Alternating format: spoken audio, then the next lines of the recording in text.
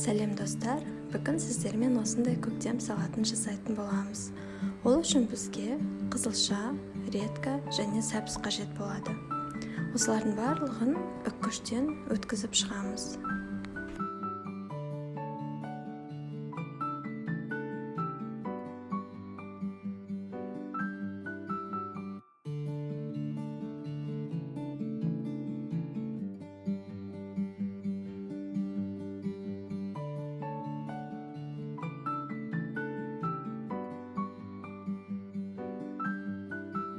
Өткізілген редьканы, сәбізді, қызылшаны барлығын үлкен бір ыдысқа салатын боламыз.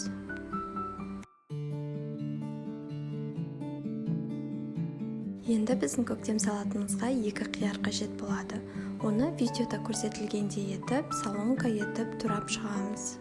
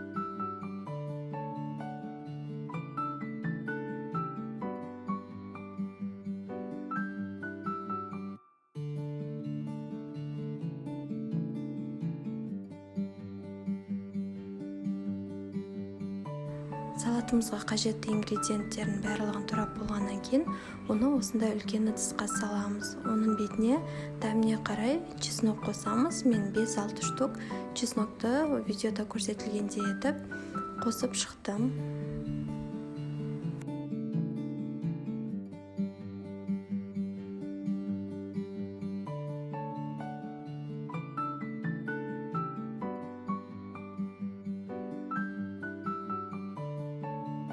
Енді оның үстіне 2 ас қасық соя қосамыз, дәміне қарай тұз және де 1 чай қасық уксус қосып және қызыл бұрыш қосамыз. Енді бір пиязды видеода көрсетілгендей етіп майдалап турап шығамыз да қызып тұрған майға қуырып аламыз. Жақсылап қуырылғаннан кейін осы май мен пиязды жаңағы салатымыздың бетіне қосып, жақсылап араластырып шығамыз. Салатымыз дайын болды. Осы рецепт бойынша көктем салатын жасап көріңіздер. Барлықтарыңызға ұнайды деген ойдамын. Ас болсын.